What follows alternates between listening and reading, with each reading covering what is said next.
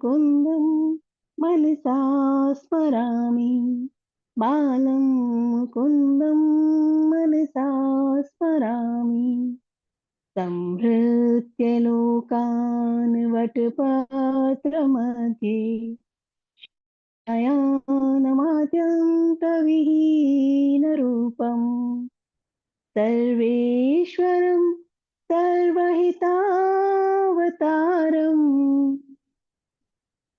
बालं मुकुन्दं मनसा स्मरामि बालं मुकुन्दं मनसा स्मरामि इन्दीवरश्या इन्दीवरश्यामलकोमलाङ्गम् इन्द्रादिदेवार्चितपादपद्मा सन्तानकल्पद्रुममाश्रितानां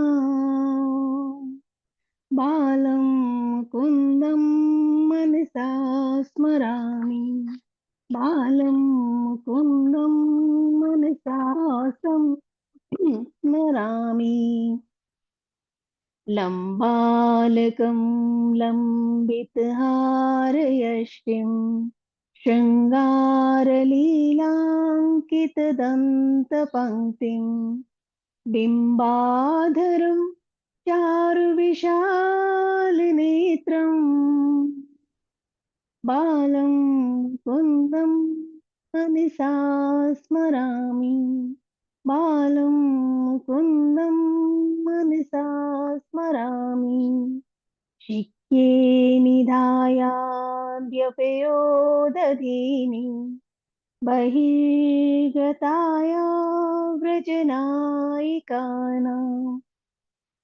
उक्त्वा यथेष्टं कपटेन सूक्तम् बालं मुकुन्दं मनसा स्मरामि बालं मुकुन्दं मनसा स्मरामि कलिन्दजान्तस्थितकालस्य पर्णाग्ररङ्गे नटनप्रियन्तम् तत्पुच्छहस्तं शरदिन्दुवक्त्रम्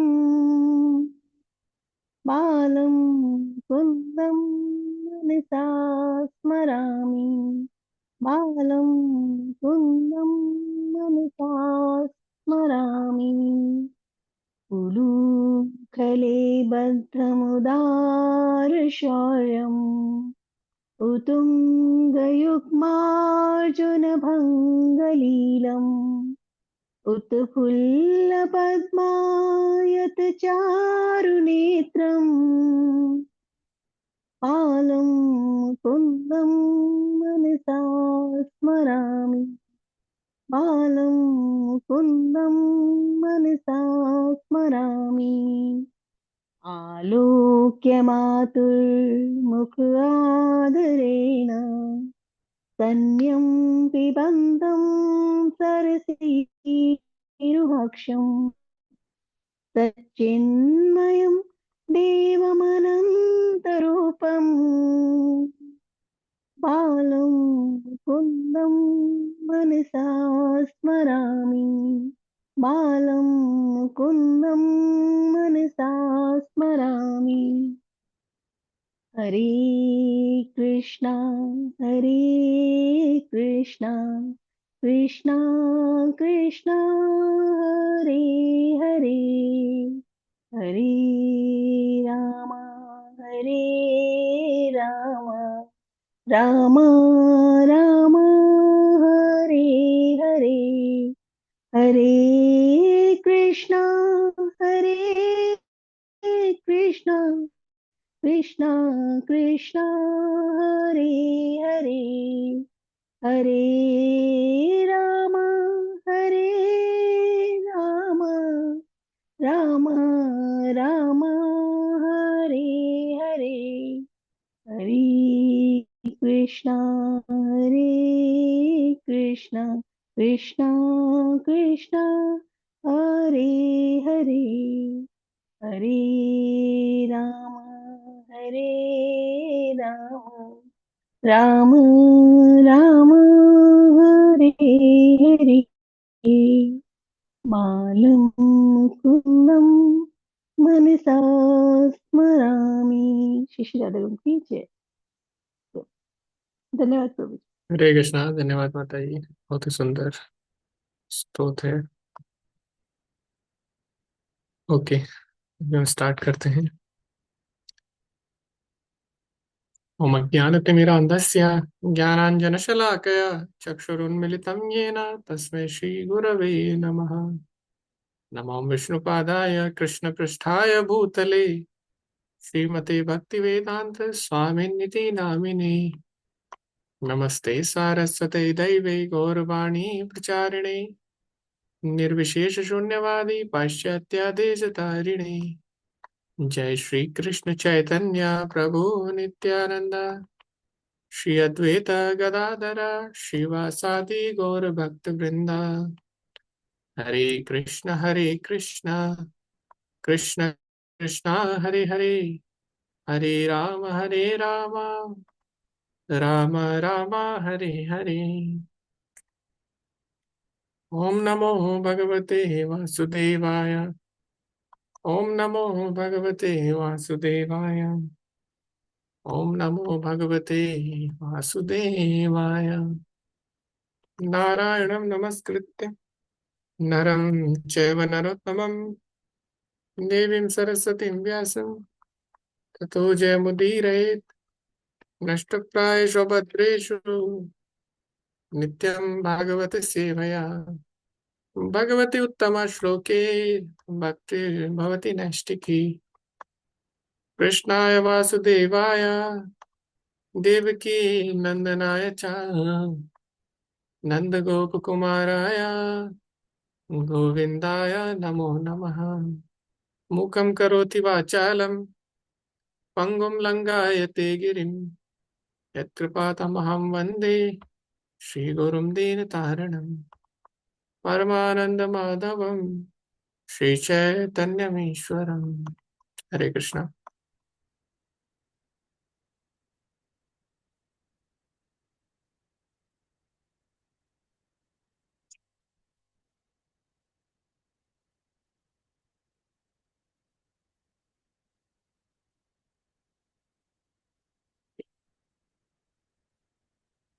आप सभी का स्वागत है भक्ति वैभव के इस पाठ्यक्रम में। और इसमें हम द्वितीय स्कंद में पहुंच चुके हैं और चौथे अध्याय में शायद चर्चा कर रहे हैं। मैं आप सभी के साथ शेयर करता हूँ स्क्रीन।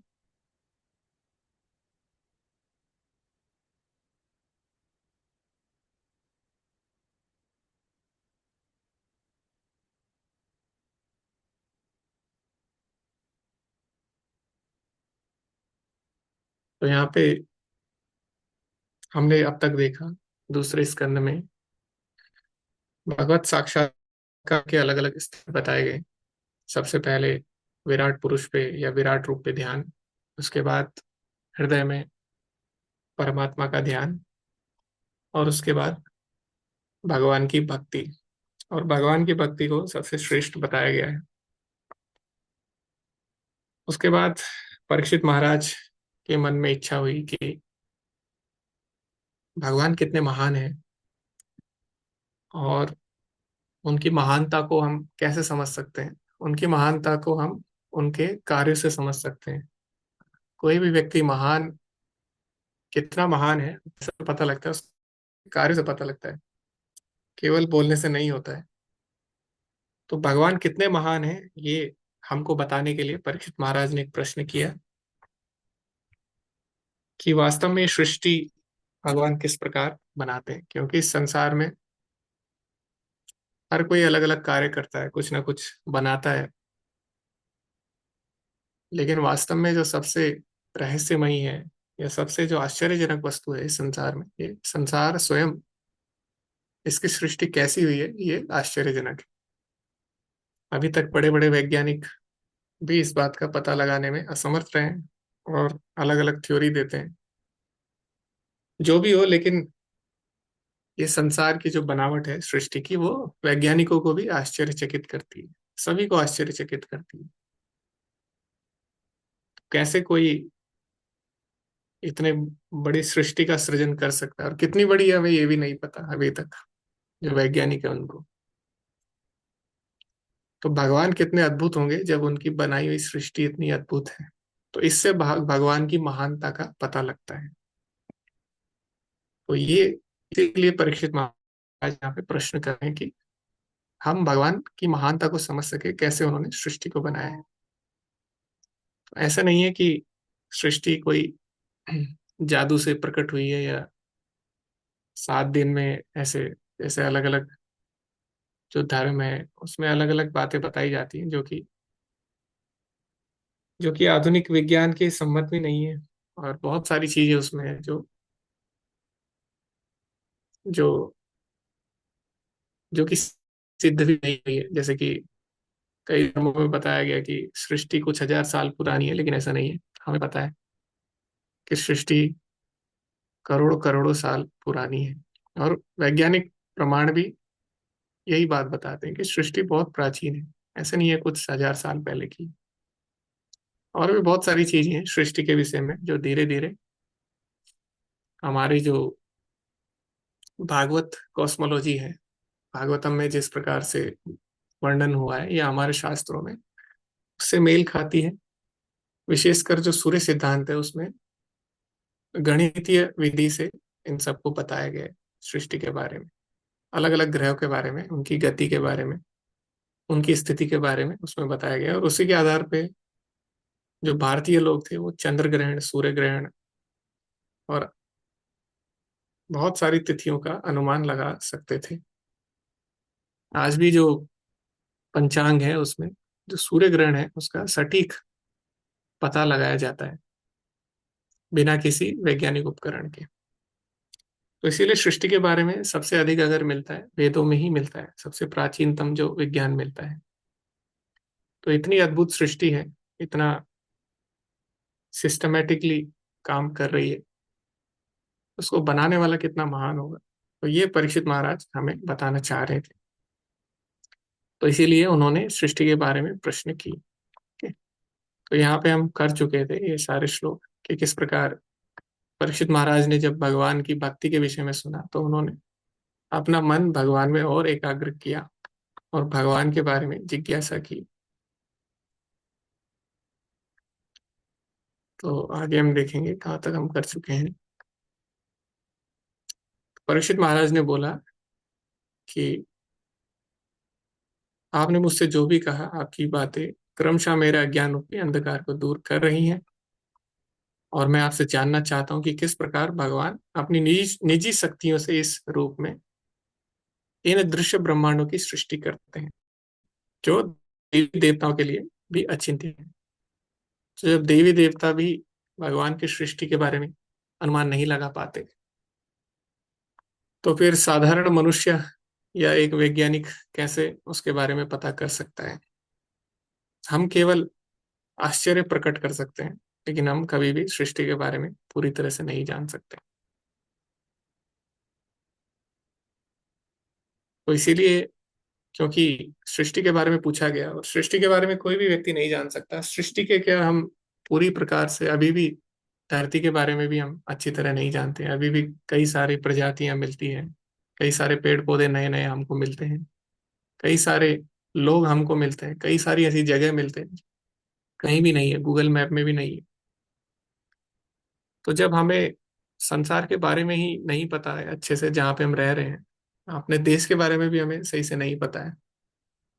आजकल तो इंटरनेट है, लेकिन फिर भी हमें नहीं पता है हमारे बगल में कौन रहते हैं। तो फिर पूरे ब्रह्मांड के बारे में तो हम कैसे जान पाएंगे, और कोई भी व्यक्ति नहीं जान सकता। तो ब्रह्मांड के बारे में केवल भगवान ही जान सकते हैं। तो इसीलिए अगर किसी को ब्रह्मांड के बारे में समझना है तो उसको भगवान की शरण लेनी पड़ेगी। जैसे मोबाइल के बारे में आपको जानना है तो किससे समझना होगा, अपनी ओर से हम प्रयास करें, हम ज्यादा नहीं जान पाएंगे मोबाइल के बारे में। तो जो मोबाइल बनाने वाला है उसको ज्यादा पता होगा। तो ऐसी सृष्टि के बारे में जानना है तो जिसने सृष्टि बनाई है उससे ही हमें पूछना होगा। तो यहाँ पे जब सुखदेव गोस्वामी से पूछा गया कि सृष्टि के बारे में बताएं, तो भगवान के शुद्ध भक्त हैं, तो उन्होंने भगवान का स्मरण किया और भगवान की कृपा से उन्होंने परीक्षित महाराज के प्रश्नों का उत्तर दिया। तो ये भक्त का स्वभाव है, वो कभी भी अपने शक्ति पे आश्रित नहीं रहता, वो हमेशा भगवान की कृपा पे आश्रित रहते हैं। ऐसा नहीं अपना प्रयास नहीं करते, पर भगवान की कृपा पे आश्रित रहते हैं, भगवान के प्रति आभार व्यक्त करते हैं। तो इसीलिए परीक्षित महाराज को जब बताना था, तो सुखदेव गोस्वामी को पता है कि भगवान ही बता सकते हैं, और भगवान अगर कृपा करेंगे तभी मैं कुछ बता पाऊंगा। तो उन्होंने भगवान का स्मरण किया। ठीक है, यहाँ पे हम देखते हैं, हमने ये पढ़ा था पिछली बार।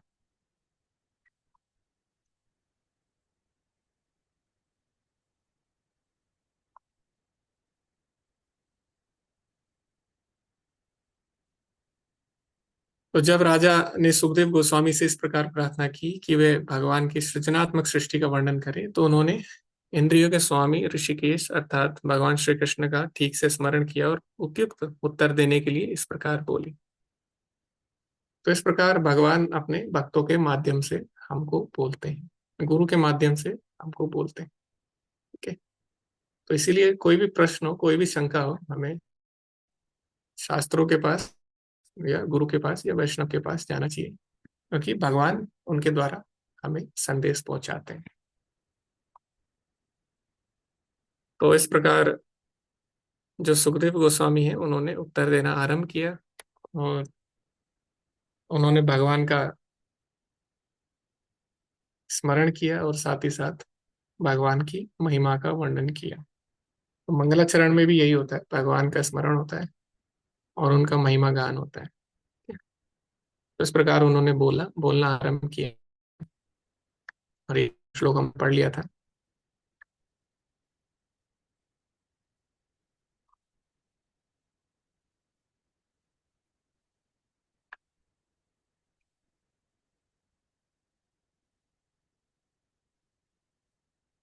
हम्म, ये श्लोक भी हमने कर 18 तक लिया। 18 तक किए प्रभु। जी जी जी। तो यहाँ तक हम कर चुके थे, 18 श्लोक तक। तो इसमें भगवान का यशोगान किया है उन्होंने। ठीक है, आगे बढ़ते हैं। हम्म, तो ये श्लोक हमने किया था पिछली बार, हमने बोला था ये श्लोक बहुत ही महत्वपूर्ण है, क्योंकि इसमें बताया गया कि कोई भी व्यक्ति, चाहे वो किसी भी जाति का हो, किसी भी देश का हो, या किसी भी परिस्थिति में हो, हर कोई भगवान के नाम के द्वारा, भगवान की भक्ति के द्वारा पवित्र हो सकता है। ठीक है? तो ये बहुत ही महत्वपूर्ण श्लोक है, इसमें हमने चर्चा की थी, आगे हम कंटिन्यू करते हैं।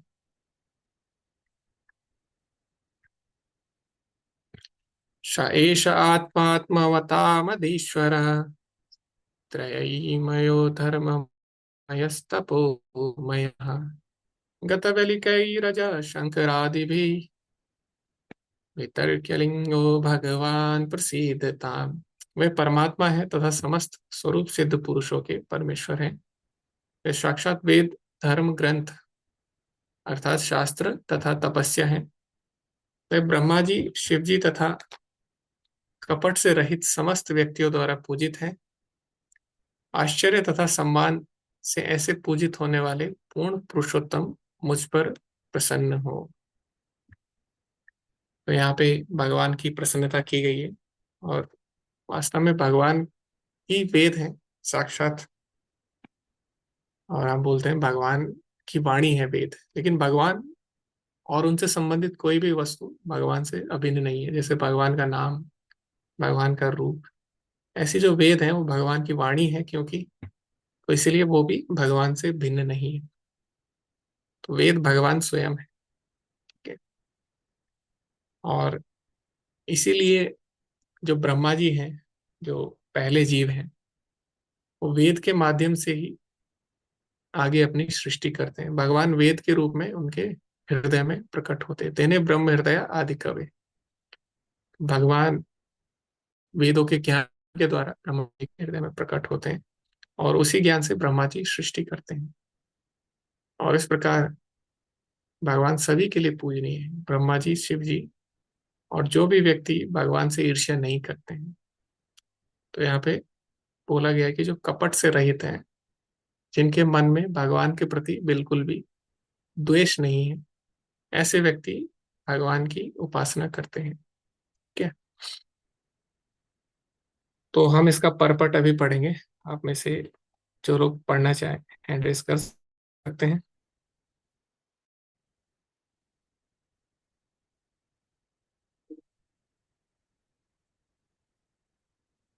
तो हम इसको पूरा नहीं पढ़ेंगे क्योंकि इसमें बहुत लंबा है परपट इसका, तो हम एक पैराग्राफ पढ़ेंगे पहले का। ठीक है, उसके बाद हम कंटिन्यू करेंगे। जी हरे कृष्णा। नीलम माता जी। हरे कृष्णा प्रभु जी, प्रणाम। जी प्रणाम। हरे कृष्णा। हम्म, पहला, ओनली पहला पढ़ना है प्रभु जी। जी जी, पहला आप देव पैराग्राफ पढ़िए। भगवते वासुदेवाय नमः। भगवते वासुदेव श्री प्रभुपाद जी के द्वारा प्रभुपाद जी की जय। वे परमात्मा हैं तथा समस्त स्वरूप सिद्ध पुरुषों के परमेश्वर हैं। मैं सही पढ़ रही हूँ। नहीं यद्यपि आप, हाँ ये सही।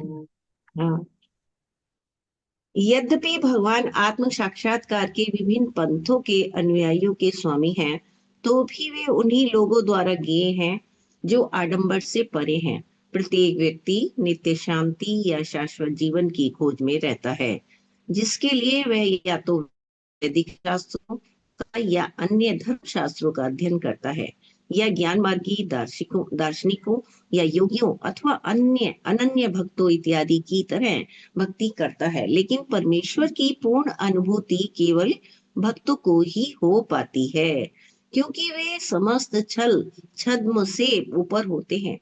जो लोग आत्म साक्षात्कार के पथ पर होते हैं, वे सामान्यतया कर्मी, ज्ञानी, योगी या भगवत भक्त के रूप में वर्गीकृत किए जाते हैं।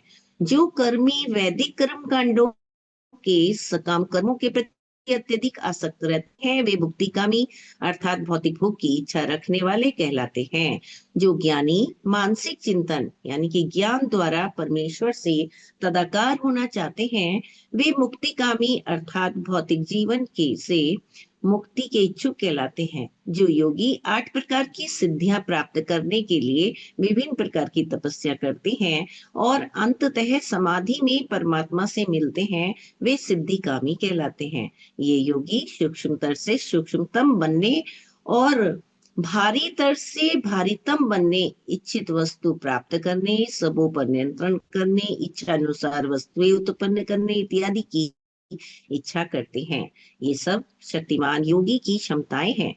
लेकिन भगवत भक्त आत्मतुष्टि के लिए इस प्रकार की कोई चीज नहीं चाहते हैं। वे केवल भगवान की सेवा करना चाहते हैं, क्योंकि भगवान महान है और जीवात्माओं के रूप में वो भगवान के नित्य अधीन अंश प्रतिअंश हैं। भक्त द्वारा इस प्रकार आत्मा की पूर्ण अनुभूति उसे निष्काम बनने में सहायक बनती है, और ऐसे भक्त निष्कामी कहलाते हैं।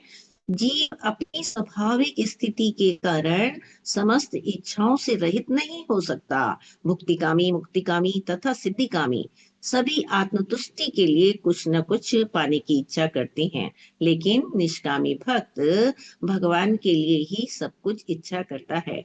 वह भगवान के आदेशों पर पूरी तरह आश्रित रहता है और भगवान की तुष्टि के लिए अपना कर्तव्य निभाने के लिए सदैव उद्धत रहता है। जी हरे जी कृष्णा। धन्यवाद माता जी। तो धन्यवाद। इस तात्पर्य में प्रभुपाद जी बता रहे हैं कि वास्तव में भगवान को जो कपट रहित व्यक्ति है वही समझ सकता है। ठीक है, तो इसीलिए कई बार पूछा जाता है भक्ति आसान है या कठिन है। तो जो व्यक्ति सरल है उसके लिए भक्ति सरल है, जो व्यक्ति कॉम्प्लिकेटेड है उसके लिए भक्ति कॉम्प्लिकेटेड है। ठीक है, सरल व्यक्ति से भगवान आसानी से प्रसन्न हो जाते हैं, सरल स्वभाव का जो व्यक्ति रहता है। और जो टेढ़ा रहता है उसके लिए भगवान टेढ़े हैं, उसके लिए भक्ति कर पाना कठिन होता है। तो इसीलिए यहाँ पे बोला गया कि जो कपट रहित व्यक्ति है, वो आसानी से भगवान को समझ सकता है। ठीक है? तो आगे हम चर्चा करेंगे अगले श्लोक की, और इसमें भगवान को एक विशेष शब्द से बार बार संबोधित किया गया है। श्रेया पतिर्यज्ञपति प्रजापति, धियापति लोकपति धरापति, पतिर्गतिश्चान्धक वृष्णि सात्वताम, सीदताम भगवान, सीदताम में भगवान सताम पति। तो पति का मतलब क्या होता है? पति का मतलब होता है जो हमें पतन से बचाता है,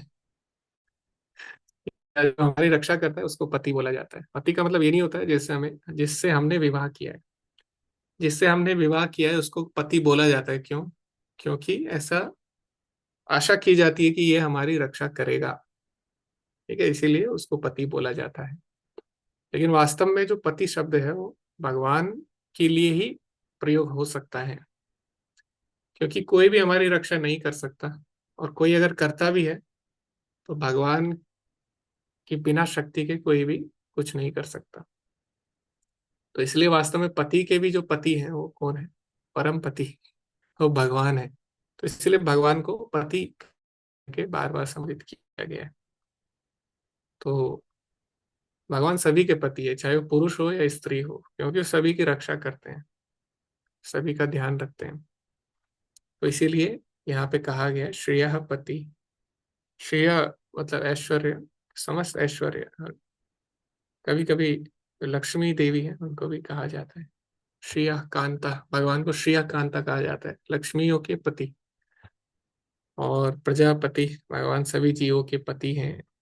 और भगवान धिया, धिया यानी बुद्धि के भी पति हैं। भगवान समस्त लोगों के पति हैं। धरापति, भगवान पूरी पृथ्वी के पति हैं। और धरापति भगवान का एक रूप भी है, धरापति के नाम से विख्यात है। कौन सा रूप है भगवान का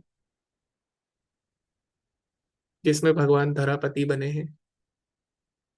फोटो है उनकी, बहुत फेमस। वरा वरा हाँ प्रभु।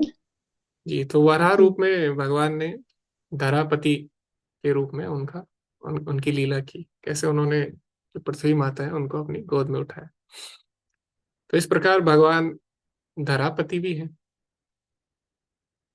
और यहाँ पे कहा गया है जो यदुवंश में भगवान कृष्ण है उनके भी भगवान रक्षक है, उनके भी पति हैं। और सात्वताम, सात्वताम पति। और सताम, सताम जो शब्द है वो भक्तों के लिए प्रयोग हुआ है। जैसे हम पढ़ते हैं अपराध में सताम निंदा, यानी भक्तों की निंदा नहीं करनी चाहिए। पहला ही नाम अपराध है, सताम निंदा। तो भगवान भक्तों के भी पति हैं। तो वास्तव में सबके पति भगवान ही हैं। और इसीलिए एक बहुत सुंदर कीर्तन भी है, हमारे आचार्य ने लिखा है नरोत्तम दास ठाकुर में। उसमें भी यही बोला गया है। कोई गैस कर सकता है कौन सा कीर्तन होगा?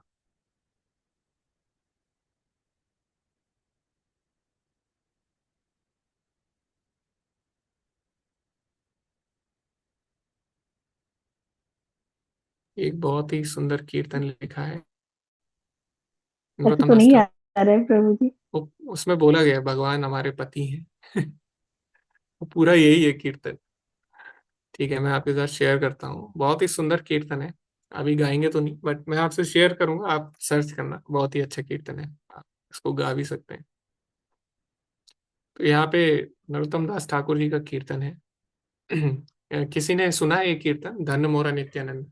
जी जी, सुना है हम्म। प्रभु। हे इसमें प्रभु जी, बहुत अच्छा बहुत है कीर्तन। सुंदर है। हाँ, ये बहुत ही अच्छा कीर्तन है। इसमें जब मैं पहली बार सुना, इसमें पति शब्द, तो मुझे थोड़ा अलग सा लगा, लेकिन बाद में मुझे पता लगा कि पति का अर्थ यहाँ पे जो हमारे रक्षक हैं, जो हमारी जो हमारा पालन करते हैं, उनको पति बोला गया है। धन मोरा नित्यानंदा, पति मोरा गोर चंद्रा, प्राण मोरा जुगल किशोरा। तो बहुत ही सुंदर कीर्तन है नरोत्तम दास ठाकुर का। तो यहाँ पे बोला गया है कि जो गोराचंद्र है वो मेरे पति हैं, तो वही हमारे रक्षक है, पति मोरा गोराचंद्र। तो इसीलिए अगर कोई भक्त बोलते हैं कृष्ण हमारे पति हैं, तो बिल्कुल कृष्ण हमारे पति हैं, सभी के पति हैं, चाहे कोई भी हो। और भक्तों के तो पति है ही, यहाँ पे बोला गया है कि सताम पति। तो अलग से सभी के पति है तो बोला गया है, लेकिन भक्तों को अलग से बोला गया है कि भक्तों के पति है। तो इसमें कोई गलत नहीं है, भगवान सभी के रक्षक हैं, सभी जीवों के पालक हैं, तो इसीलिए उनको पति कह के संबोधित किया गया। तो वास्तव में पति कौन है? भगवान है। तो मीरा से जब पूछा गया कि आपके पति कौन है, तो उन्होंने यही बोला कि वास्तव में कृष्ण ही मेरे पति है। तो ऐसी मीरा के नहीं, सबके भगवान पति हैं, ठीक है। तो यहाँ पे प्रभुपाद जी बोलते हैं कि भगवान सभी जीवों के पति हैं, और भगवान अनेक गोपियों के भी पति हैं। और जब ऐसा बोला जाता है भगवान इतनी गोपियों के पति कैसे हो सकते हैं, तो भगवान तो सभी के पति हैं। जब हम बोलते हैं इतनी करोड़ गोपियों के पति हैं, या भगवान ने 16,000 विवाह किए, भगवान इतनी रानियों के पति हैं, तो वो तो कुछ भी नहीं है, भगवान तो सभी के वास्तव में पति हैं। तो इसलिए यहाँ पे प्रभुपाद जी बोल रहे हैं भगवान सभी के पति हैं, और वास्तव में हम लोग भी पति बनना चाहते हैं, क्योंकि हम भी भगवान को कॉपी करते हैं, भगवान बनना चाहते हैं, इसीलिए हम इस संसार में हैं। तो हम दिखाते हैं कि हम पति हैं, हम रक्षा कर सकते हैं, लेकिन वास्तव में हम कुछ नहीं कर सकते। और वास्तव में भगवान ही पति हैं, क्योंकि भगवान सबका पालन करते हैं, 16,108 रानियों का भी, सभी गोपियों का भी, और भक्तों का, सभी का पालन करते हैं। तो इसीलिए पति का गलत अर्थ नहीं लेना चाहिए, ठीक है। भगवान सबके पति है, क्योंकि हम केवल भगवान की रासलीला देखते हैं, लेकिन यहाँ पे प्रभुपाद जी बोल रहे हैं कि भगवान के अनेक अनेक अवतार भी हुए हैं, जिसमें भगवान बहुत ही वैराग्य को प्रदर्शित करते हैं। जैसे मैं आपको बताता हूँ, नर नारायण का जब अवतार हुआ था भगवान का, तो उसमें क्या हुआ था, जब वो तपस्या कर रहे थे, तो इंद्र को लगा कि अब उसका आसन शायद खतरे में है। तो इंद्र ने क्या किया, बहुत सुंदर अप्सरा जो होती है उनको भेजा नर नारायण के पास। और नर नारायण क्योंकि स्वयं भगवान है, तो उन्होंने प्रयास किया, अप्सराओं ने, कुछ नहीं हुआ। इंद्र, भगवान ने बोला किसने भेजा? इंद्र ने। तो बोला तुम क्यों हमको परेशान कर रहे हो, क्यों डिस्टर्ब कर रहे हो, तुमको क्या चाहिए, तुम ये अप्सरा से तुम हमें परेशान कर रहे हो। तो भगवान ने क्या किया, अपने शरीर से अनेक अनेक अप्सराएं प्रकट की, जो कि इंद्र ने जो अप्सरा भेजी थी उससे भी कई सुंदर थी। तो इंद्र आश्चर्यचकित रह गया। फिर उसके बाद इंद्र ने भगवान को डिस्टर्ब नहीं किया। आज भी भगवान तपस्या कर रहे हैं बद्रीनाथ धाम में। तो इस प्रकार हम देखते हैं भगवान ने ऐसी भी लीलाएं प्रदर्शित की हैं, जिसमें उन्होंने ऐसा संदेश दिया है कि हमें काम वासना से दूर रहना चाहिए। जैसे नारायण ऋषि के रूप में, और चैतन्य महाप्रभु के रूप में। चैतन्य महाप्रभु के बारे में यहाँ पे प्रभुपाद जी लिख रहे हैं कि एक बार, यहाँ पे बहुत छोटे से प्रभुपाद जी ने बताई है लीला, लेकिन अगर आपको विस्तार से पढ़नी है आप चैतन्य चरितामृत पढ़ सकते हैं। यहाँ पे प्रभुपाद जी बोल रहे हैं कि भगवान चैतन्य एक दृढ़ सन्यासी थे, यहाँ तक कि वे किसी स्त्री को अपने निकट नहीं आने देते थे, न ही उन्हें नमन करने तथा प्रणाम करने देते थे। तो बहुत ही स्ट्रिक्टली उन्होंने इसको फॉलो किया। और हम देखते हैं छोटा हरिदास को किस प्रकार से उन्होंने किस प्रकार से उसका त्याग किया, क्योंकि छोटा हरिदास अगर आप देखें अभी के हिसाब से तो उसकी कोई गलती नहीं है। अभी के हिसाब से अगर देखें, अभी के जो स्टैंडर्ड है, बस उसने इतना किया था कि वो भिक्षा लेने एक स्त्री के पास चल गया था, बस उसने कुछ भी नहीं किया था। हो सकता है मन में कुछ किया हो, लेकिन बाहर से तो उसने कुछ नहीं किया था और कुछ बोला भी नहीं था। तो इतना स्ट्रिक्ट थे चैतन्य महाप्रभु। बस इतने से के लिए उन्होंने उनका ये दिखाना चाह रहे थे, प्रदर्शित करना चाह रहे थे कि सन्यासी को किस प्रकार से दृढ़ रहना चाहिए अपने संकल्प में। और एक बार ऐसे हुआ था, यहाँ पे एक लीला बताई गई है जगन्नाथपुरी में। चैतन्य महाप्रभु ने एक जो देवदासियां रहती हैं, जगन्नाथ जी की स्तुतियां गाती हैं। तो एक बार ऐसा हुआ कि बहुत सुंदर स्त्री, कोई स्त्री थी देवदासी, वो गा रही थी। और क्योंकि महाप्रभु भावावेश में थे, तो महाप्रभु उसकी तरफ दौड़ने लग गए। भावावेश में है महाप्रभु। और ऐसा हुआ कि रास्ते में कटीली झाड़ी थी, कांटे वाली झाड़ी, तो उससे महाप्रभु के शरीर का स्पर्श हुआ, तो उनके शरीर पे भी वो झाड़ी लगी कांटे की, लेकिन क्योंकि वो भावावेश में थे तो उनको पता नहीं लगा इस बात का। और वो जा रहे थे आलिंगन करने, उनको बहुत इतना आनंद आ रहा था उस कीर्तन से, भावावेश में थे भगवान। तो ऐसे हाथ खोल के जा रहे थे, तब तक उनके जो असिस्टेंट है, उनके जो सहायक है, पार्षद गोविंद ने उनको पकड़ लिया। वो बोला, भगवान ये क्या कर रहे हो आप? और भगवान ने जब चैतन्य महाप्रभु अपने बाहरी चेतना में आए तो उन्होंने देखा, अरे मैं तो कितना बड़ा अपराध करने जा रहा था और गोविंद ने मुझे बचा लिया। तो उसके बाद चैतन्य महाप्रभु बोले कि हमें दूर रहना है इन सब चीजों से। अगर कोई स्त्री गा रही है तो हमें वो नहीं सुनना है। हमें मतलब जो सन्यासी लोग हैं उनको, ठीक है। तो स्ट्रिक्टली चैतन्य महाप्रभु ने इस चीज का पालन किया। जो सन्यासी है, ब्रह्मचारी है, उनको दूर रहना चाहिए। कोई माता जी अगर गा रही हैं, क्योंकि ऐसा, मैं नाम नहीं लूंगा, बट एक ब्रह्मचारी थे और एक माता जी बहुत अच्छा कीर्तन करती थी, तो बाद में वो उनसे अट्रैक्ट हो गए क्योंकि वो बहुत अच्छा कीर्तन करती थी, और फिर उनका उनसे विवाह हो गया। तो ऐसा नहीं है कुछ गलत हुआ, विवाह हुआ वो भी अच्छी बात है। लेकिन अगर हम किसी स्त्री को सुनते हैं, कोई ब्रह्मचारी या कोई सन्यासी, तो उसका प्रभाव पड़ता है, ठीक है, किस किस को हम सुन रहे हैं। तो उनके लिए मना किया गया, उनको नहीं सुनना चाहिए स्ट्रिक्टली, जो ब्रह्मचारी है, सन्यासी है। कभी कभी टेम्पल में ब्रह्मचारी रहते हैं, तो ब्रह्मचारी में भी इतना स्ट्रिक्ट नहीं है।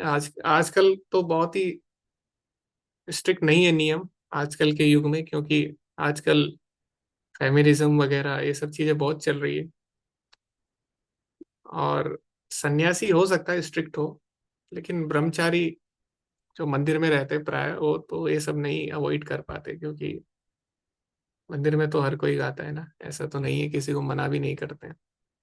लेकिन सन्यासी कम से कम उसको स्ट्रिक्टली इस चीज को फॉलो करना चाहिए। कम से कम सन्यासी को अपना स्टैंडर्ड फॉलो करना चाहिए, चैतन्य महाप्रभु ने जो सिखाया है। बाकी लोगों के लिए इतना स्ट्रिक्ट नियम नहीं है। तो इसलिए भगवान के ऐसे भी अवतार हुए हैं जिसमें भगवान ने कठोरता से इन नियमों का पालन किया है, लेकिन लोग केवल रासलीला ही देखते हैं, और वो भी उसका भी उन्हें पूरा ज्ञान नहीं होता। तो ये महाप्रभु की लीला हो, चाहे नर नारायण ऋषि की लीला हो, चाहे भगवान राम को ही हम देखें, जब सुपर्णखा उनसे विवाह करना चाहती थी तो भगवान ने लक्ष्मण जी ने उनकी नाक काट दी थी। तो वहां पे भी भगवान बहुत बहुत ही स्ट्रिक्ट थे, ठीक है, बहुत, कि वो एक पत्नी व्रत ही रखेंगे। यहाँ तक कि सीता माता जब खो गई तो चाहते तो वो दूसरा विवाह भी कर सकते थे, लेकिन वो बताना चाह रहे थे कि भगवान का उनसे जो संबंध है सीता माता से बहुत ही विशेष है ना। तो भगवान ने दृढ़ता से पालन किया इन नियमों का। तो इसीलिए हमें पूरी तरह से भगवान की लीलाओं को समझना चाहिए वैष्णवों से। तो वास्तव में भगवान सबके पति हैं, तो ऐसे इसमें बताया गया है। यदंग्रे अभिध्यान समाधि धोतया धियानुपश्यन्ति तत्त्वमात्मनः वदन्ति च तत्कवयो यथा रुचं समे मुकुंदो भगवान प्रसीदताम्। तो भगवान का विशेष नाम है मुकुंद। मुकुंद का अर्थ है जो मुक्ति प्रदान करने वाला है। भगवान कृष्ण ही मुक्तिदाता है। भक्त प्रतिपल उनके चरण कमलों का चिंतन करके और महापुरुषों के चरण चिन्हों पर चलते हुए समाधि के परम सत्य का दर्शन कर सकता है। तथापि विद्वान जन, ज्ञानी जन उनके विषय में अपनी सनक के अनुसार चिंतन करते हैं, ऐसे भगवान मुझ पर प्रसन्न हो। तो यहाँ पे बताया गया है भगवान को अगर जानना है तो जो विद्वान जन है या जो ज्ञानी जन है उनके द्वारा हम नहीं समझ सकते, क्योंकि भगवान बुद्धि से परे हैं। तो भगवान को समझने के लिए बुद्धि नहीं, हृदय शुद्ध होना चाहिए। तो व्यापक बुद्धि नहीं, व्यापक हृदय होना चाहिए, जो कि भगवान की सेवा में लगा हुआ है, भगवान के चिंतन में। तो इसीलिए कई बार ऐसा होता है, लोग अलग अलग क्लास करते हैं। कई विद्वान लोग हैं जो संस्कृत के विद्वान हैं, लोग उनसे भी भागवतम सुनने जाते हैं। और जो विद्वान लोग होते हैं, वो जो नॉर्मल जो कथाकार होते हैं, भागवतम करते हैं, उनकी तो बहुत निंदा करते ही हैं। लेकिन कई बार भक्तों की भी निंदा करते हैं कि देखो, इसको तो कुछ नहीं आता, संस्कृत नहीं आती, कैसे ये लोग भागवतम बोल सकते हैं। लेकिन हमें समझना होगा, भागवतम की जो योग्यता है वो संस्कृत नहीं है। भगवान की शुद्ध भक्ति अगर कोई कर रहा है, वो व्यक्ति भगवान के बारे में बोल सकता है, भगवान की कृपा के द्वारा। ठीक है। तो ऐसे ही मैं देख रहा था, एक बहुत ही प्रसिद्ध, आपको बताता हूँ, एक बहुत ही प्रसिद्ध संस्कृत की विद्वान है। उनका नाम है पुष्पा दीक्षित। और मैं देख रहा हूँ आजकल वो भागवतम के ऊपर लेक्चर देती है। ठीक है। उनके वीडियोज आते हैं आजकल डेली। अभी तो मुझे यहाँ पे नहीं दिख रहा है, बहुत सारे उनके वीडियोज हैं, लाइव में शायद आते हैं।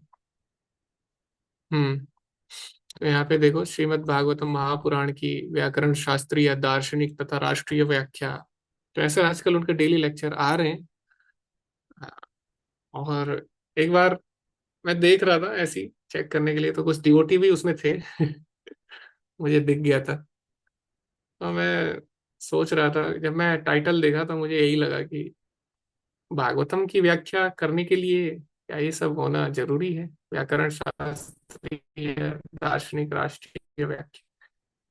और मैं थोड़ा सा देखा कि क्या बोल रही है, तो उन्होंने बोला भी था कि लोगों को संस्कृत नहीं आती और भागवतम पे प्रवचन कर रहे हैं, ये कर रहे हैं, वो कर रहे हैं। तो फिर मुझे लगा कि ये चीज़ सही नहीं है, क्योंकि भागवतम के लिए ऐसा नहीं है या भगवान के बारे में बोलने के लिए संस्कृत का विद्वान होना आवश्यक नहीं है।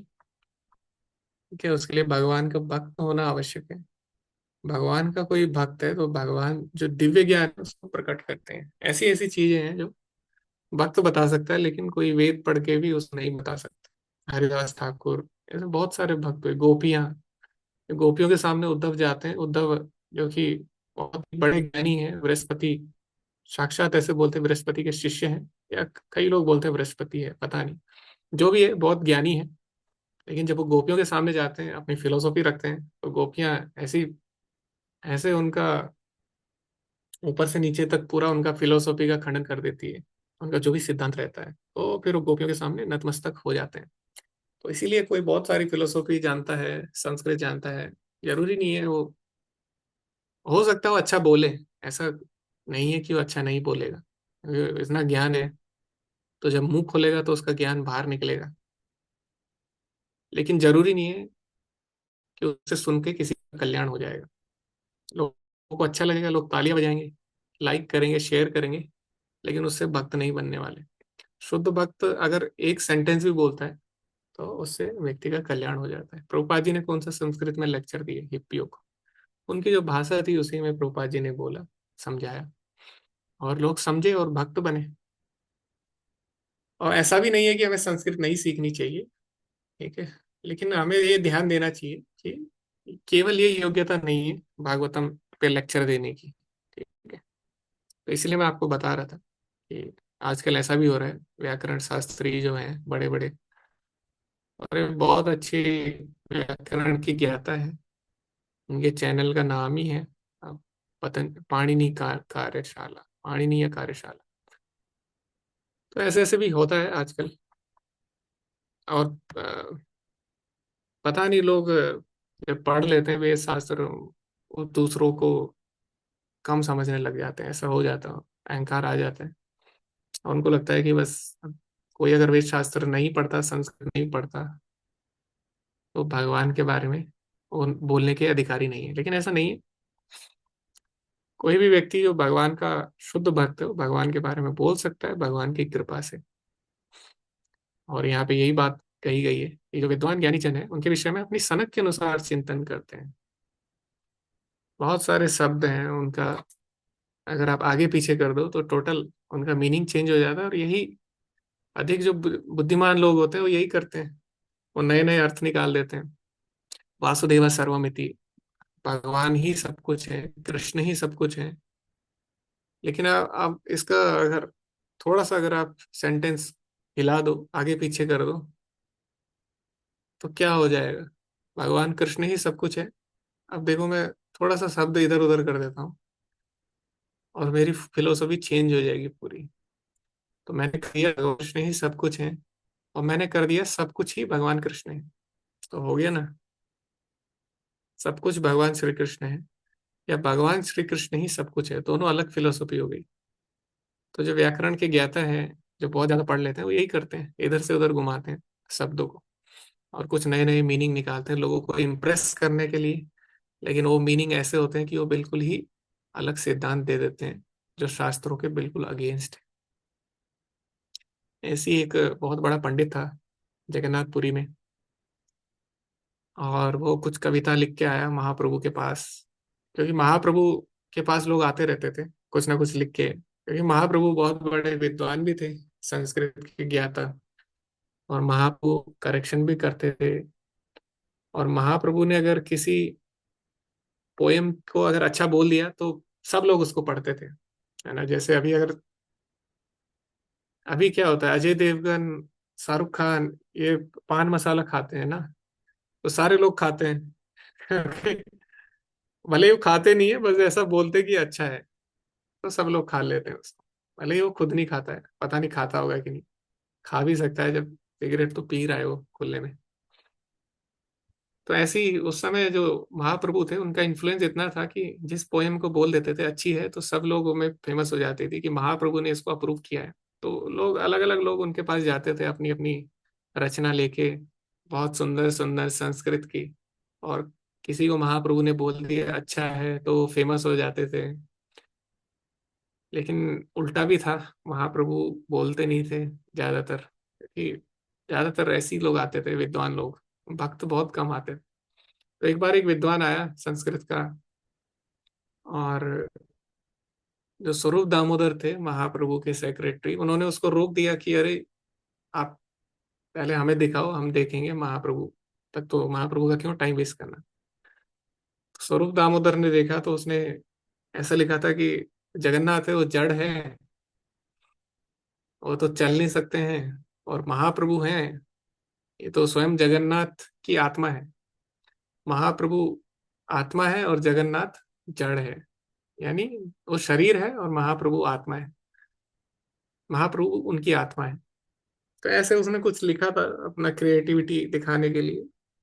लेकिन स्वरूप दामोदर ने बहुत डांटा सबके सामने, बहुत क्रिटिसाइज किया कि कैसे तुम जगन्नाथ को जड़ बोल सकते हो, वो विग्रह है, वो भी महाप्रभु ही है, दोनों में अंतर नहीं है। बस वो यहाँ पे खड़े हैं, अचल हैं सब भक्तों पे कृपा करने के लिए, और महाप्रभु प्रचार कर रहे हैं। लेकिन दोनों ही भगवान हैं। जड़ शरीर और शरीरी भाव भगवान में नहीं होता। ये सिद्धांत आपको नहीं पता है क्या? कैसे पता होगा? आपने वैष्णव से कभी सुना नहीं, आपने वैष्णव की सेवा नहीं की। केवल संस्कृत जानने से और अ, नाट्य शास्त्र जानने से कोई भगवान के बारे में नहीं लिख सकता। तो बोला कि आप पहले भागवतम एक शुद्ध भक्त से, फिर उसके बाद महाप्रभु के ऊपर कुछ लिखना, ये कह के उनको भेज दिया। और ऐसा नहीं हो, जो व्यक्ति था ब्राह्मण वो पूरा मान गया। वो बाद में ऐसा लिखा है कि उसने भागवतम श्रवण किया शुद्ध भक्तों से और बाद में भक्त बन गया। अब उसके बाद उसने लिखा कि नहीं वो अलग बात है, लेकिन भक्त तो बन गया कम से कम। तो इसीलिए ये सब चीजें हैं, हमें देखना है कौन भगवान के भक्त हैं। कोई कई लोग अच्छा बोलते हैं, तो बोलने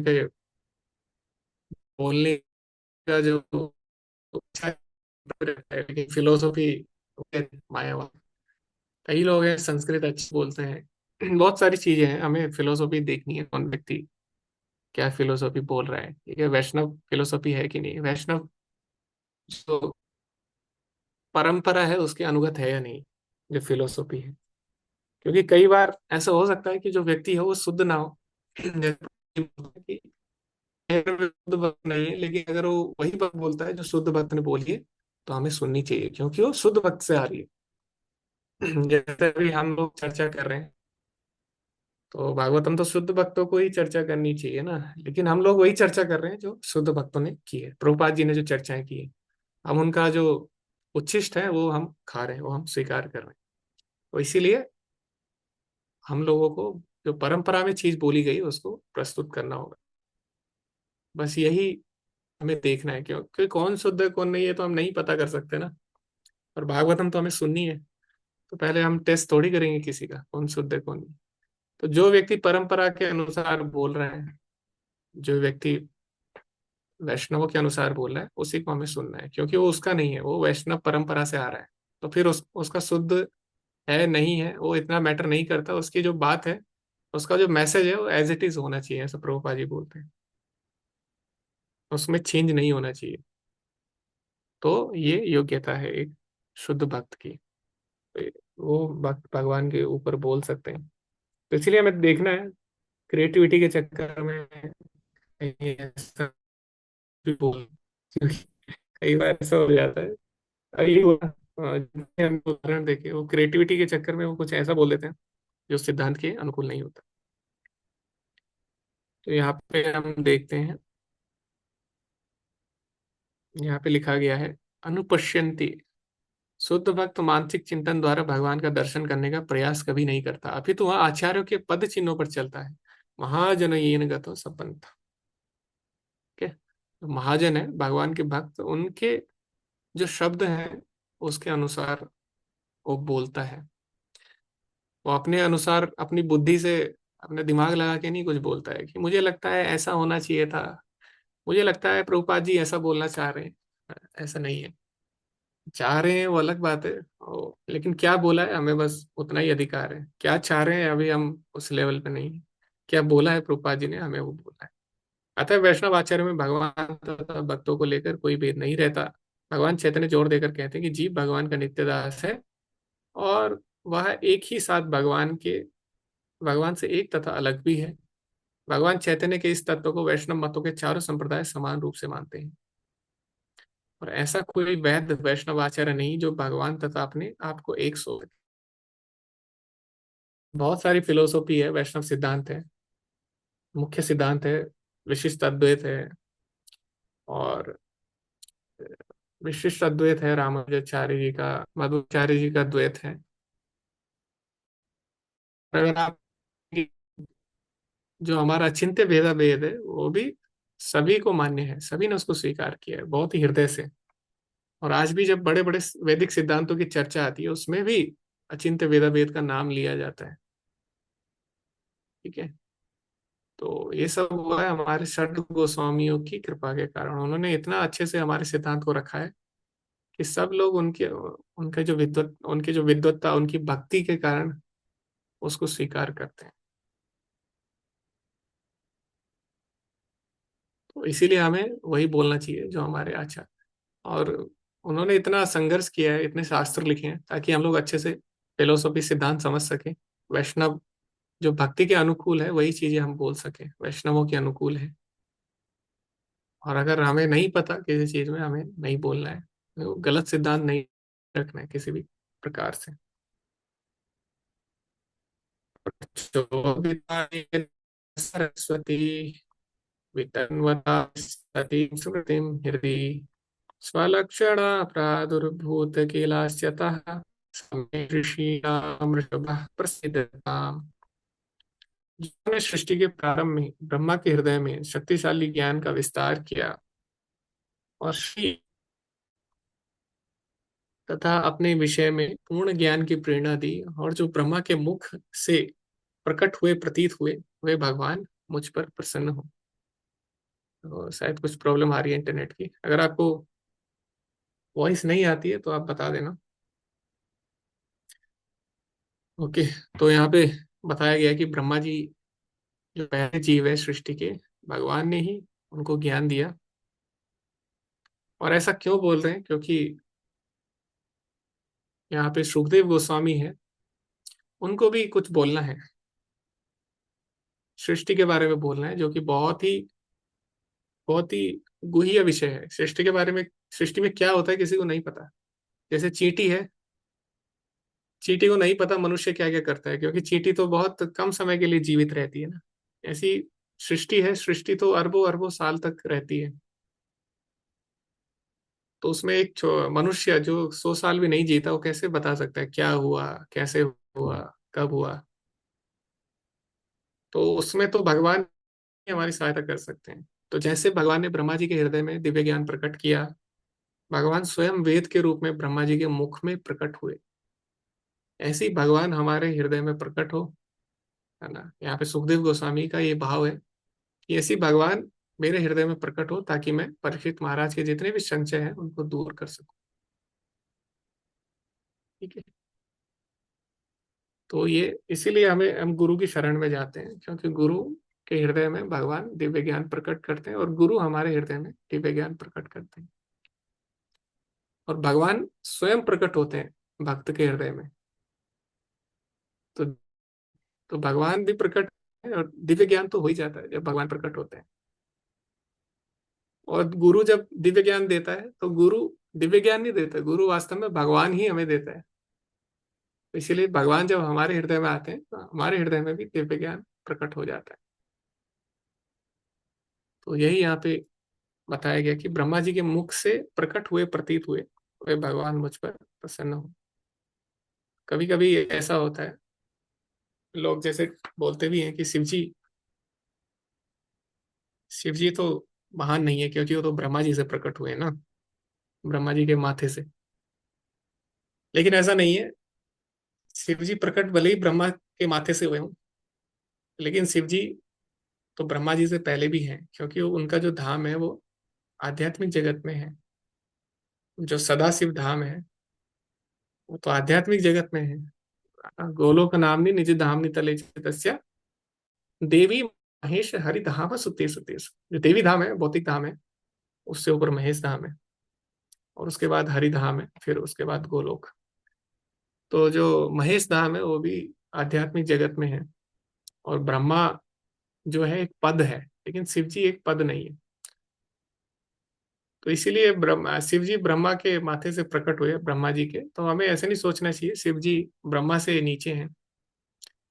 जैसे कि उदाहरण दिया जाता है भगवान का, भगवान प्रकट होते हैं, ऐसा कभी ब्रह्मा के मुख से प्रकट होंगे, कभी भगवान ब्रह्मा के नाक से भी प्रकट हो सकते हैं, नाक से।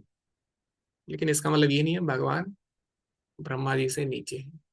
तो ये यहाँ पे, और ऐसी, इसीलिए यहाँ पे सुखदेव गोस्वामी बोले कि भगवान कहीं भी प्रकट हो सकते हैं, इसीलिए मेरे हृदय में प्रकट हो, और मेरे जितने संशय हैं, जो भी परीक्षित महाराज पूछना चाह रहे हैं, उनको मैं अच्छे से बता सकूं। ठीक है। तो परीक्षित महाराज भी शुद्ध भक्त हैं, भगवान उनके हृदय में भी प्रकट हो सकते हैं, और उनको तो भगवत साक्षात्कार हो रखा है।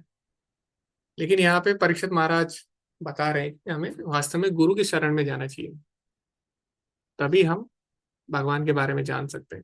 वरना परीक्षित महाराज तो पहले से ही महाभागवत है, लेकिन वो हम लोगों को बता रहे कि हमें किस प्रकार से भगवान को समझना है गुरु के पास जाके। क्योंकि गुरु के हृदय में भगवान प्रकट होते हैं, फिर उनकी कृपा से शिष्य के हृदय में भगवान प्रकट होते हैं। तो ऐसा नहीं है, भगवान तो सबके हृदय में है, कण कण में है। लेकिन प्रकट होने का मतलब क्या है? तो भगवान है, लेकिन प्रकट नहीं है। इसका मतलब ये है कि हमारे हृदय में जो अनर्थ है, उनके बादल के कारण हम भगवान को नहीं देख पा रहे हैं। तो अनर्थ दूर हो जाते हैं, तब भगवान प्रकट हो जाते हैं। भगवान तो है ही प्रकट। जैसे सूर्य तो प्रकट रहता है, लेकिन बादल के कारण वो उसको नहीं देख पाते, या पोल्यूशन के कारण। जब दिल्ली में सूर्य नहीं दिखता ना सर्दियों में, पोल्यूशन के कारण। सूर्य तो प्रकट है ही। तो गुरु का काम क्या है? पोल्यूशन हटाना हमारे हृदय का, ताकि भगवान हमें प्रकट दिख सके। ठीक है। तो ये यहाँ पे बोला गया है।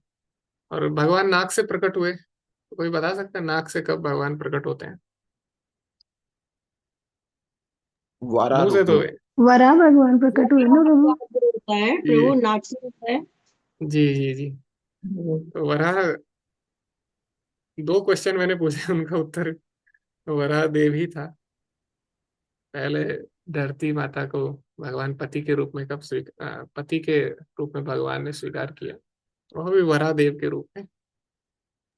और कब कौन प्रकट हुआ, वो भी वराह देव, उसका आंसर भी वराह हाँ देव। प्रभु, अभी पिक्चर देखी ना, उसमें और अच्छे से प्रकट हो गया था। हाँ, उसमें 3D में प्रकट हो गए भगवान। जी जी जी। अच्छा था, बहुत ही अच्छा एनिमेशन है। तो मैं एक कोट पढ़ रहा था, एनिमेशन की जहाँ तक चर्चा आ रही है, देखो हमें बहुत सारी चीजें समझनी है। प्रभुपा जी का एक कोट कई बार लोग सर्कुलेट करते हैं कि प्रभुपा जी ने बोला है कि कृष्ण को कार्टून की तरह नहीं दिखाना है। लेकिन हम देखते हैं, जो भक्त लोग हैं उन्होंने तो देखा नरसिंहा मूवी, हमने भी देखा 2-3 बार, क्योंकि हम सभी भक्तों ने उसको अप्रूव किया, और भक्तों ने स्वयं बोला, हमारे जितने गुरुजन हैं इस्कॉन में सबने बोला आप मूवी देखो, और इसका जितना से हो सके इसका प्रचार करो।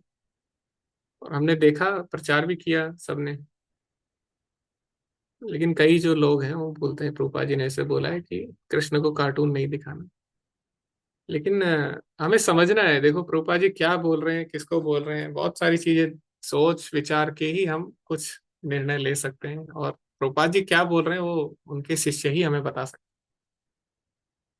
तो यहाँ पे प्रभुपा जी बोलते हैं एनिमेशन, कृष्ण को कार्टून नहीं दिखाना, उसका मतलब ये है कि कार्टून मतलब एक फनी कैरेक्टर। फनी कैरेक्टर मतलब कुछ भी कर रहा होगा, जैसे कार्टून करते ही है, पिचक जाता है, ये हो जाता है, वो हो जाता है, ऐसे नहीं दिखाना है कृष्ण को। एक फनी कैरेक्टर नहीं दिखाना है। तो ये उनका कहने का मतलब था। ये मतलब नहीं था कि कृष्ण के ऊपर एनिमेशन मूवी नहीं बननी चाहिए, ये सब। क्योंकि हम देखते हैं बीवीटी आर्ट्स में भी जो भगवान की फोटो है वो भी एक आर्ट ही है ना। तो कृष्ण को एक फनी कैरेक्टर नहीं दिखाना है, ऐसा उनके कहने का मतलब। तो इसीलिए हम लोग ने मूवी देखी, क्योंकि हमको पता है प्रभुपाद जी के शिष्यों ने बोला है, और वो समझ गए प्रभुपाद जी का कहने का मतलब, इसीलिए उन्होंने अप्रूव किया है। तो इसीलिए हमें आधी अधूरी चीजें इधर उधर से सुन के बहुत कुछ विचार नहीं करना चाहिए। हमें कुछ भी डाउट हो, प्रभुपाद जी के जो शिष्य हैं उनसे पूछना चाहिए, जो वरिष्ठ वैष्णव है सबसे चर्चा करनी चाहिए। कुछ लोग बोल सकते हैं कि ऐसा है वैसा है, कोड दिखाते हैं, लेकिन हमें देखना है हमारे गुरुजन क्या बोल रहे हैं अल्टीमेटली। क्योंकि हमारे गुरु से ज्यादा कौन प्रभुपाद जी को जान सकता है ना? हम तो नहीं जान सकते। जिन्होंने उनकी सेवा में अपना जीवन दे दिया है, वही तो बता सकता है ना प्रभुपाद जी क्या बोलना चाह रहे हैं। तो इसीलिए हमें ये सब चीजें ध्यान देंगे। ठीक है, मैं आपको दिखाता हूँ ये कोट है क्या, मतलब पूरा कोट क्या है।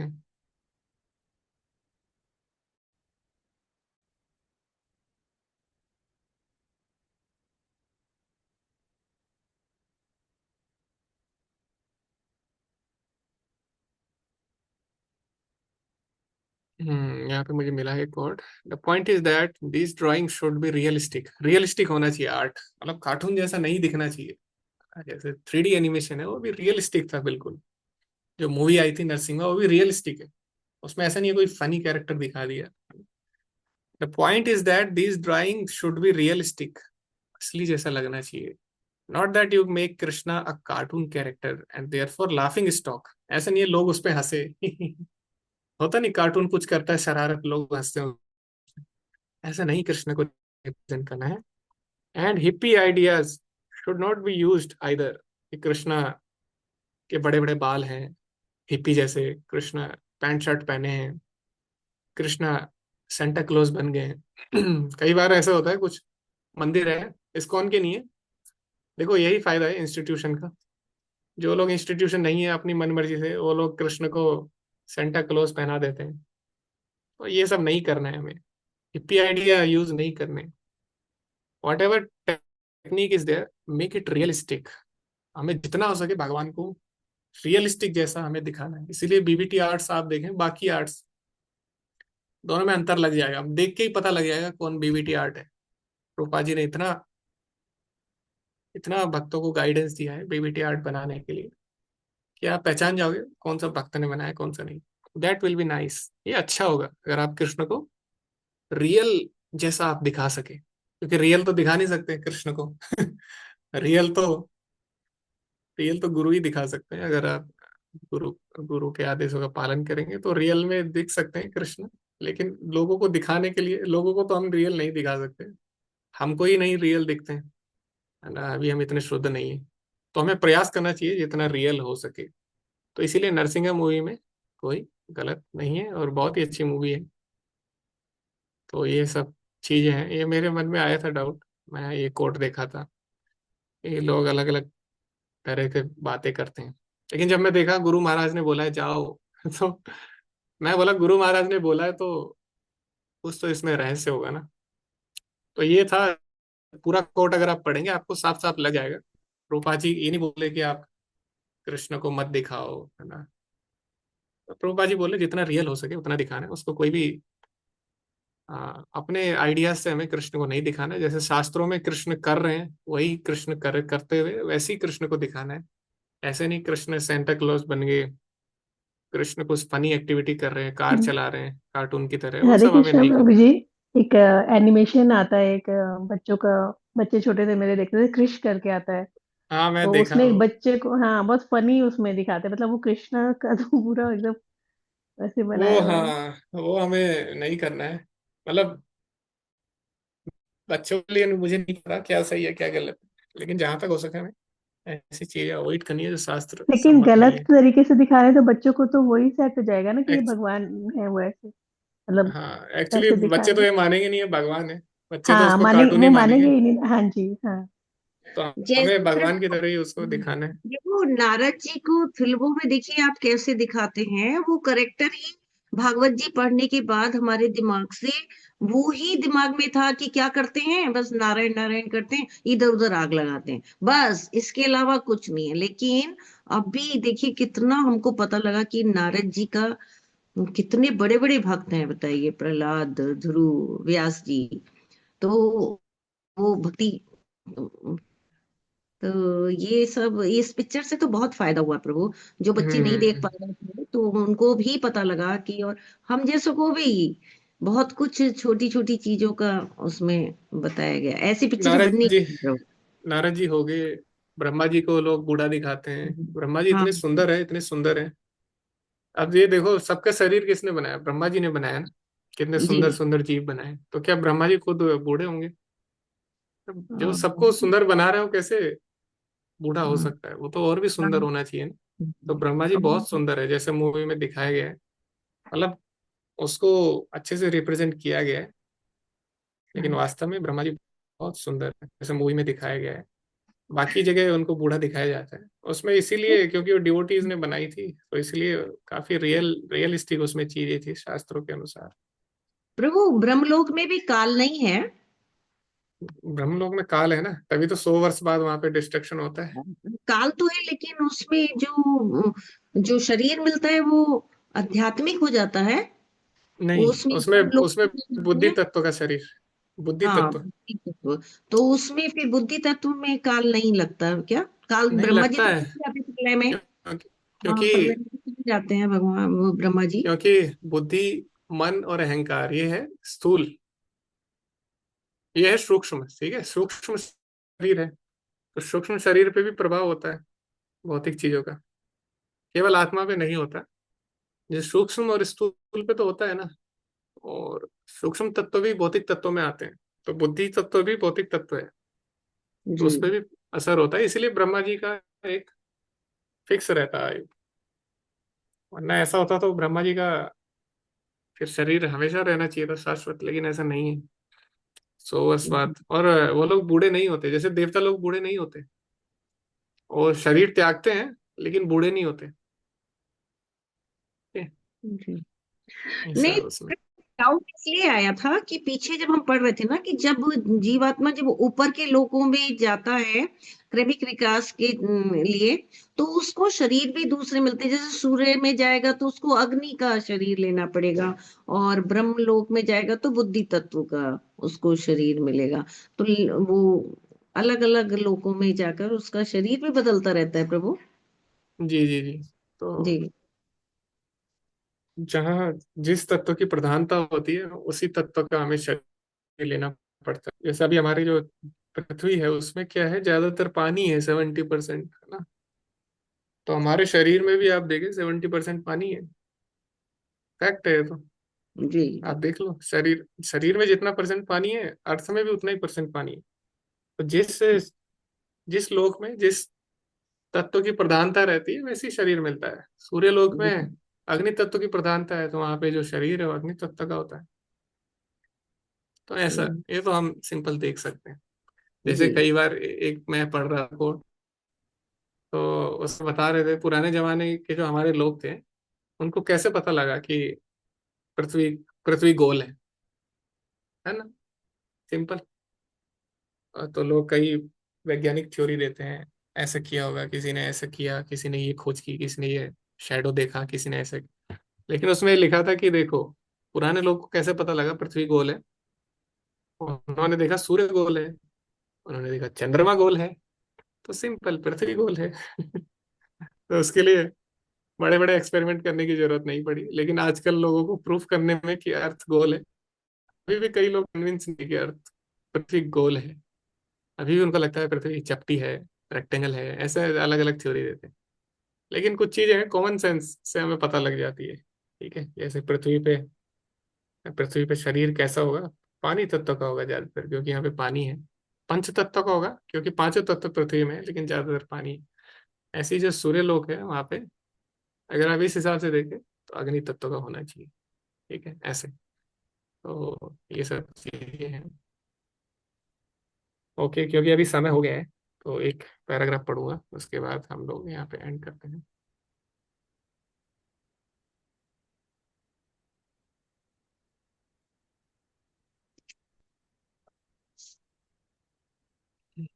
यहाँ पे हम लोग पढ़ रहे थे। यहाँ पे प्रभुपाद जी बोलते हैं, भौतिक विज्ञानी प्रकृति की प्रतिक्रियाओं का अवलोकन ही कर सकते हैं, केवल वो सोच ही सकते हैं। वे ऐसे कार्यकलापों के पीछे कार्यरत निर्देशन को नहीं समझ पाते। जिस तरह की एक शिशु बिजली के करतब को तो देखता है, किंतु उसे बिजली घर के इंजीनियर का कोई ज्ञान नहीं होता। भौतिक विज्ञानी का यह अपूर्ण ज्ञान उसकी अल्पज्ञता के कारण है। अतएव वैदिक ज्ञान सर्वप्रथम ब्रह्मा ने अंतःकरण में प्रविष्ट कराया गया, जिससे ऐसा लगता है कि ब्रह्मा ही वैदिक ज्ञान के वितरण करने वाले हैं। निसंदेह ब्रह्मा ज्ञान के प्रवक्ता है, किंतु वास्तव में भगवान ने ही उन्हें ऐसा दिव्य ज्ञान प्राप्त करने के लिए प्रेरित किया।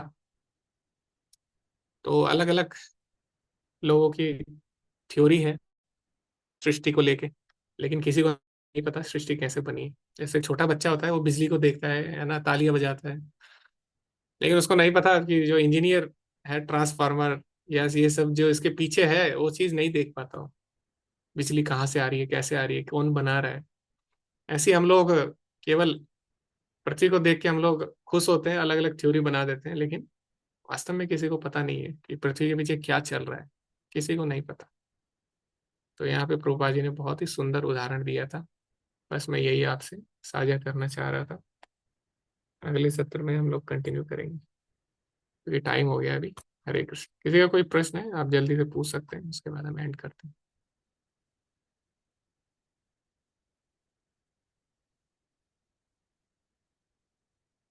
हरे कृष्णा। किसी का कोई प्रश्न नहीं है? ओके।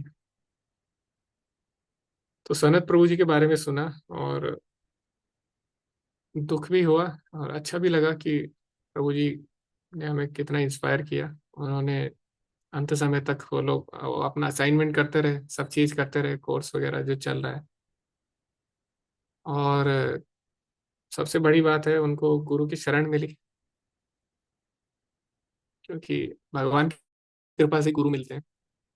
तो आशा करते हैं वो भगवान के चरण कमलों को प्राप्त करें, और जहाँ भी हो हमारे लिए प्रार्थना करें, और हम भी उनके लिए प्रार्थना करते रहेंगे। तो ये सब चीजें हैं। ओके, और एक और चीज मुझे बतानी है। हम भगवत गीता बांट रहे हैं, कम से कम भक्त लोग देखो साल में बहुत सारा वितरण करते हैं, जगह जगह जाते हैं, सड़क पे बहुत चीजें हो रही है। कई लोग उनको डांटते हैं, कई लोग केस कर देते हैं, फिर भी वो लोग गीता बांटते हैं। बहुत सारे हजारों हजारों पुस्तकें बांटते हैं। हम लोग तो इतना डेडिकेटेड नहीं है। मैं पर्सनली, हमारे पास इतना समय भी नहीं है कि हम सड़कों में जाएं। लेकिन कम से कम 10 गीता हम लें, और कभी कोई त्योहार आता है, न्यू ईयर आ रहा है, तो किसी को गिफ्ट के रूप में दे दें। गिफ्ट के रूप में क्या होता है, अगर आप ऐसे किसी को बोलोगे भगवत गीता लो, वो नहीं लेगा कभी, वो बोलेगा मेरे पास पहले से ही है। गिफ्ट से क्या होता है कि वो लेना ही पड़ेगा उसको, क्योंकि गिफ्ट कोई रिटर्न नहीं करता। जैसे उदाहरण, शादी में किसी को क्या मिलते हैं, चम्मच कटोरा गिलास, ये सब मिलता है ना, डिनर सेट। तो क्या जिसको आप दे रहे हैं उसके घर में क्या बर्तन नहीं है ना? फिर भी हम लोग देते हैं और वो लेता भी है क्योंकि गिफ्ट है। ऐसे अगर किसी के पास गीता है ऑलरेडी, आप उसको दे सकते हैं गिफ्ट के रूप में। लेकिन तो 10 गीता हम एटलीस्ट साल में बांटें, और अगर नहीं बट रही है तो हम प्रयास करें उन्हें बांटने का। या कहीं पे कुछ हो रहा है इवेंट, आप वहां चले जाए किसी के, वहां बांट दें। तो बहुत सारी टेक्निक है, एटलीस्ट 10 गीता तो साल में हम बांट सकते हैं। अभी गीता जयंती आ रही है, हम लोग डिस्ट्रीब्यूट कर रहे हैं। कुछ लोग हैं डिवोटी, वो स्पॉन्सर कर रहे हैं गीता के कुछ प्राइस, तो हम 190 में सारी लैंग्वेज में भगवत गीता दे रहे हैं। और ऐसा नहीं है, अगर आपके पास पैसे नहीं है तो आप बाद में भी दे सकते हैं, क्योंकि मंदिर की बात है, आपके घर जैसे। हम ऐसे नहीं है बाहर के लोगों को दे रहे हैं, सब अपने ही लोग हैं। आप बाद में पेमेंट कर सकते हैं। कुछ जो स्पॉन्सर कर रहे हैं डिवोटीज, कुछ प्राइस वो दे देंगे, कुछ आप अगर देना चाहे आप दे सकते हैं, बाद में देना चाहे बाद में दे सकते हैं। नहीं देना चाहे, अगर बहुत ही ऐसी सिचुएशन है, तो कोई बात नहीं, आप भगवत गीता लीजिए और उसको डिस्ट्रीब्यूट करिए, ठीक है? तो कम से कम 10-10 अगर हर कोई लेगा तो 100 भगवत गीता हम इस ग्रुप से बांट सकते हैं। तो आप सभी से मेरी रिक्वेस्ट है, आप सभी भगवत गीता ले, कम से कम 10 ऑर्डर करें। आप ये मत सोचिए फाइनेंशियल कोई प्रॉब्लम है, कोई बात नहीं, आप बाद में पे कर सकते हैं। बस आप भगवत गीता डिस्ट्रीब्यूट करें, क्योंकि अब गीता जयंती आने ही वाली है 1 तारीख को। उसके बाद फिर हम लोग वही अपने अपने कार्य में लग जाएंगे। उसके बाद कोई इतना फोर्स भी नहीं करेगा। अभी अच्छा अवसर है, आप साल भर बांटते रहें, गिफ्ट देते रहें लोगों को। और करोड़ों लोग डेली पैदा हो रहे हैं, ऐसा नहीं है सबके पास भगवत गीता है। तो हम उनको भगवत गीता बांटे, अभी भी लोग हैं। और वो भगवत गीता अपने आप चली जाएगी। अगर किसी के पास 2 भगवत गीता है, वो किसी और को दे देगा बाद में, तो अल्टीमेटली वो भी डिस्ट्रीब्यूट ही करेगा। ठीक है, तो ये आप ऐसा देखें। मैं एक फॉर्म भेज दूंगा, शायद प्रभु जी ने आपको बताया होगा इसके बारे में। आप सभी से रिक्वेस्ट है, आप 10-10 भगवत गीता लें और इसको बांटें, है ना? प्रभुपाद जी का जो सबसे अच्छा लगता है वो है बुक डिस्ट्रीब्यूशन। तो हम लोग कितना भी पढ़ लें, कितना भी हम लोग डिग्री ले लें, हो सकता है प्रभुपाद जी उससे खुश ना हो, लेकिन अगर हम बुक डिस्ट्रीब्यूट करते हैं, प्रभुपाद जी उससे बहुत प्रसन्न होते हैं। और अल्टीमेट सार यही है, प्रभुपाद जी बोलते हैं बुक डिस्ट्रीब्यूशन। आपका लेक्चर क्या ही कर लेगा, 3 घंटे का लेक्चर, आप मेरी बुक दो, ऐसा प्रभुपाद जी ने बोला है। आप कितना ही किसी को प्रीच कर लोगे, आप, हम लोग किसी को शुद्ध भक्त नहीं बना सकते, प्रभुपाद जी ही बना सकते हैं। इसी प्रकार से प्रभुपाद जी की बुक्स अगर उसके जीवन में आ गई तो उसका कल्याण होगा। प्रभुपाद जी बोलते हैं अगर कोई इसको टच भी कर लेता है मेरी पुस्तकों को, उसका कल्याण हो जाएगा। तो इसीलिए हमें आचार्य को प्रसन्न करना है, वही हमारा जीवन का लक्ष्य है। आचार्य को प्रसन्न करके ही भगवान प्रसन्न होंगे। और हमारे गुरु महाराज भी यही बोलते हैं, आप बुक डिस्ट्रीब्यूशन करो। और गुरु महाराज भी डेली बुक डिस्ट्रीब्यूशन करते हैं आज भी। वो वर्चुअल टेबल अपना लगाते हैं लेक्चर के बाद। हम लोग इतना कुछ नहीं कर सकते बड़े लेवल पे, एटलीस्ट 10 का हम टारगेट रखें साल में। अगले साल आप बढ़ा सकते हैं, 20 कर सकते हैं, लेकिन कम से कम 10 तो हम हर साल करें, ऐसा मुझे लगता है। बाकी आप इच्छा है, आप इसमें सहयोग दें, आप सभी से रिक्वेस्ट है।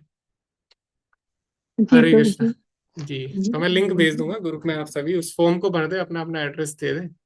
ठीक है। पेमेंट आप बाद में भी कर सकते हैं, ठीक है? पेमेंट का ऐसा कुछ नहीं है, बस आप डिस्ट्रीब्यूट करें। जब भी आपको हाँ, फाइनेंशियल कंडीशन सही है तब आप पे कर दें।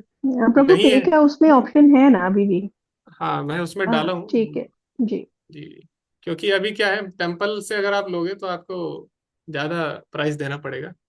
तो उसमें मैं अपना नंबर डाला हूँ, उस पर आप पे करिए। तो मैं टेम्पल को तो ओरिजिनल प्राइस ही हम देंगे, लेकिन आधा प्राइस उसमें किसी स्पॉन्सर करा के हम टेम्पल को देंगे, ठीक है। ठीक। Okay okay.